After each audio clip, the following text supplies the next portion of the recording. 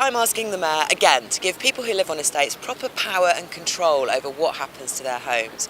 I've been meeting residents across London who are making heroic efforts, supported by fundraising and professionals working for low pay or no pay, to put together their own proposals and people's plans for their estates. If you don't work in planning, this can be really hard to do. I want the Mayor to set up an expert unit in City Hall to give people help to make their own proposals for what happens to their estates. They need to be able to decide how to put new homes in there without demolition. Londoners need real control over what happens to their homes, and the Mayor needs to give it to them. Londoners need to be listened to and have their ideas supported and taken seriously.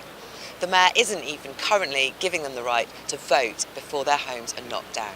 Yeah, but I want to give the member a chance to ask me questions. So I'll write you the log. Thanks very much, Mr. Mayor. You'll be very short of time, and I did table this question before the disaster, but it does bring into focus some of the issues. Can I ask whether your final guidance on estates will be delayed now until the preliminary report of the public inquiry comes forward? It may have recommendations relating to public engagement and empowerment.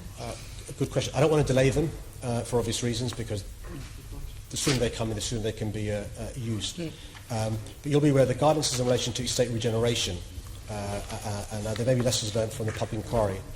I'm not sure if even the interim report will deal with that part of... I'm hoping that it will. We're all hoping, but we'll have to wait and see what the Chair decides. Okay. And so the conundrum for me is to get on with publishing the guidance and if need be revisit them later on, or delay it. And it's a conversation I'm happy to have with you and other colleagues, Chair. Okay, as long as it bears in mind the results. I'm talking primarily about resident empowerment here, and on Tuesday I visited J&B Leather Market and saw the resident-led infill project on the Kipling estate, which is very heartening to see. It has good local support precisely because residents were fully in control of that process, not simply engaged in running it. Obviously we've seen, in huge contrast, the treatment of the residents of Grenfell Tower. They were treated very badly. They had very little practical support, even when they asked for funding for independent professional advice. Your draft guidance says that local authorities are encouraged to consider independent capacity building and advocacy support for residents. So will the draft guidance go further and make this more than just encouragement, so that residents do get the professional help and legal advice that they need when there are changes being made to their estates? Can I say, Chair, one of the reasons that I don't answer all the questions to respect the lack of time is, some of this was in the answer I was going to give you, which is we've got to recognise there's a reason why no mayor's done this before, because the mayor's got no locus. The levers I have got are in relation to planning and in relation to funding. Say for those two, there's no obligation. When planning permission is required, though, you can make requirements. Oh, sure. So my point being, so on the issues around planning and funding, obviously I've got more locus and more levers to pull, and I'll be doing that. And you've been involved in the consultation process. What we can do, though, is nudge councils, housing associations and others to behave responsibly.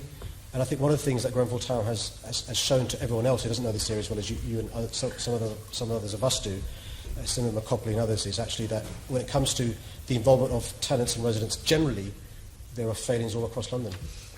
Okay, great. I've only got like a few more seconds, but I'd be really happy to have a meeting with you to discuss some of this in more detail if you'd be willing. I really want to talk also about what you said in the Observer on Sunday. I'm really concerned. I've had lots of residents of towers get in touch with me, really concerned that you seem to be calling for their towers to be pulled down. You said something about them being the worst mistakes of the 60s and 70s. I know that my own council is focused entirely on blocks that they've reclad in the 21st century, and I think it isn't helpful to jump straight to talking about more demolition. Well, you'll be aware, because you never mislead. I said if it is the case that tower blocks are shown to be a death trap, we've got to make sure they're not a death trap. If that means pulling them down, we've got to pull them down. The good news is, it looks like it seems to be, and obviously CLG is working on this with our help, it looks like the concerns are in relation to those properties refurbished, the cladding and how that was done, rather than a design fault in older tower blocks. And so precisely. the public inquiry will obviously be useful in finding out what is safe and what isn't. Okay, thank you. I'm really sorry we have to stop, but I will want to talk to you more about this in the future.